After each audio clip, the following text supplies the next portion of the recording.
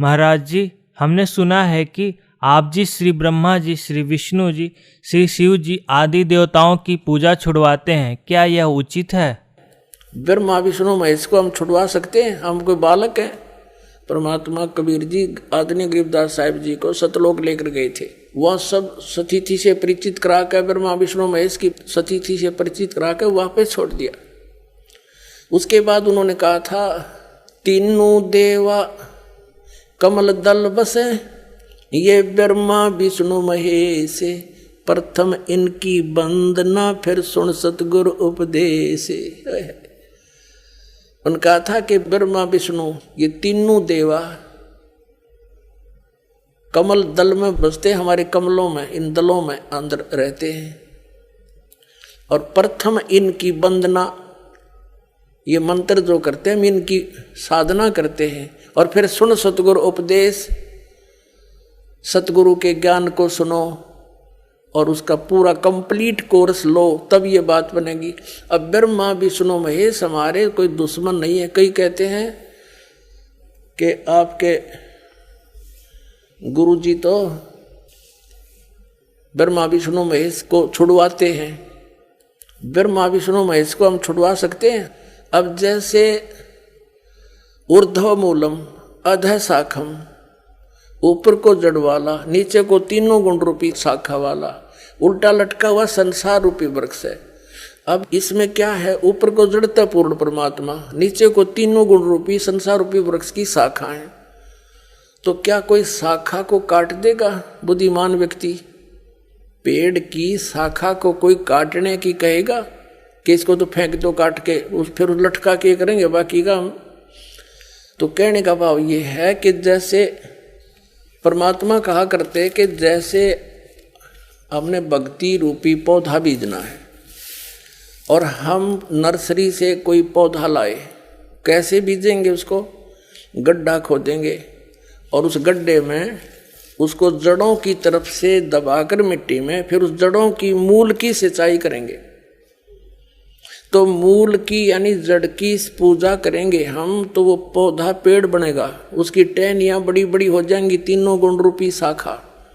तो उन शाखाओं का फल लगेगा, और फल के लिए हम सारा प्रोसेस अपना कर रहे हैं, फल प्राप्ति के लिए हम कर रहे हैं। तो हमने तोड़ने नहीं होते, हमने ऐसे करना है, अपनी way of worship according to the spiritual करना है, शास्त्रों के अनुसार करना। देखना, ये समझ लो हम एक पौधा लाए तो ये है बुद्धिमता।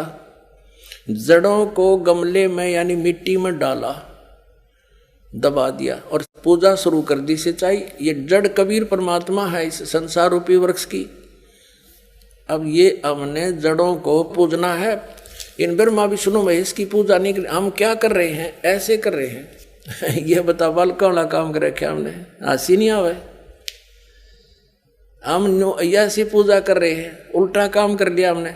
ब्रह्मा विष्णु महेश को हम इष्ट रूप में पूज रहे हैं, गमले में ला दिए ब्रह्मा विष्णु महेश और ये पूजा कर रहे हैं। तो कोई क्या कहेगा? समझदार व्यक्ति ने घर सीधा कर ले इसने, और वो लड़े, हट जा दूर, खबरदार तूने क्या कर दिया। अब देखो जड़ छोड़ दी हमने, अब जड़ ऊपर रहेगी तो भक्ति रूपी पौधा सूख गया। ये यूजलेस है, ये शास्त्र विधि को त्याग कर शास्त्र विरुद्ध साधना है, ये उल्टा बीजा हुआ भक्ति रूपी पौधा।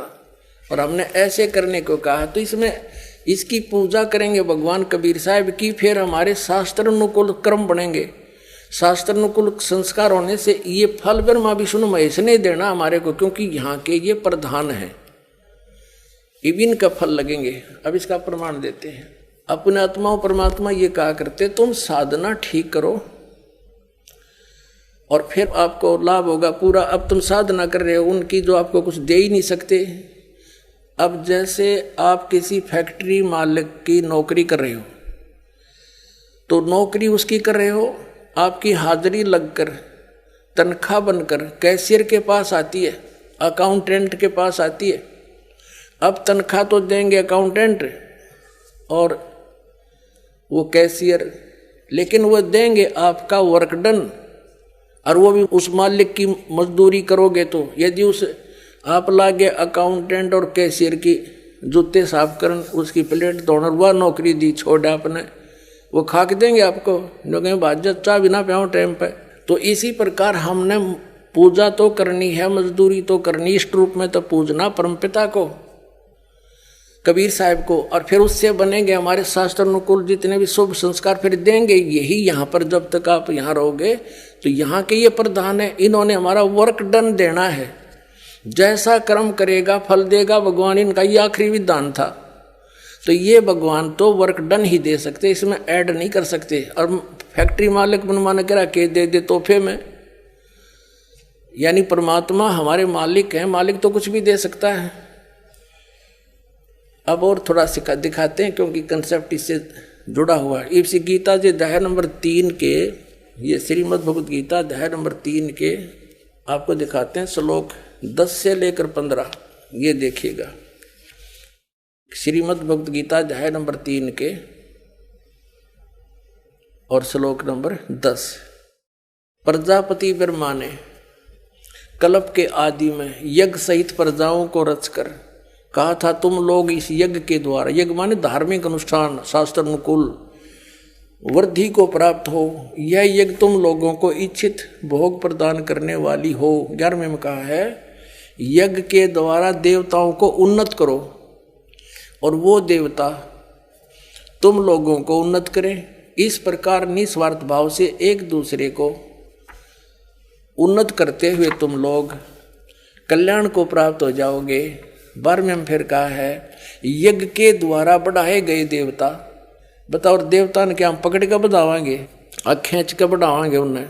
अब ये विधि बता रखी है कि शास्त्र अनुकूल साधना करने से, जड़ की पूजा करने से ये तीनों देवता रूपी शाखा बढ़ जाएंगी, बड़ी हो जाएंगी, फिर ये फल देंगे। देखिए, यज्ञ के द्वारा शास्त्र अनुकूल साधना के द्वारा बढ़ाए हुए यानी बढ़े हुए देवता, ये तीनों शाखाएं तुम लोगों के बिना मांगे ही इच्छित भोग निश्चित देते रहेंगे। उन देवताओं को दिए हुए भोगों को जो पुरुष उनके बिना दिए स्वयं भोगता है वह चोर है। अब क्या सिद्ध हो गया कि जैसे हम मूल की पूजा करेंगे, मूल की यानी जड़ की पूजा करने से टहनी बड़ी हो जाएंगी, ये देवता बढ़ गए, बड़े होकर ये फलों से लदपद हो जाएंगी, ये टहनी बिना मांगे देंगे अपने आप, क्योंकि हम मूल की पूजा कर रहे हैं तो अपने आप इनका बस की बात नहीं, देने पड़ेंगे फल हमारे को। आगे देखो, और जो फिर कहते हैं धर्म दान नहीं करते तो वो तो चोर हैं, वो फिर स्वयं भोगता है बिना गुण को दिए यानी बिना कुछ दान किए तो चोर है। 13वें में कहा है, यज्ञ से बचे हुए अन्न को खाने वाले श्रेष्ठ पुरुष सब पापों से मुक्त हो जाते हैं, और जो पापी लोग अपने शरीर पोषण के लिए ही अन्न पकाते हैं वे तो पाप ही खाते हैं। इसका कहने का भाव यह है, अपने आत्माओं यहाँ पर सतलोक आश्रम बरवाला जिला हिसार हरियाणा में पूरे विश्व में एक ये स्थान है जहाँ शास्त्र अनुकूल साधना होती है।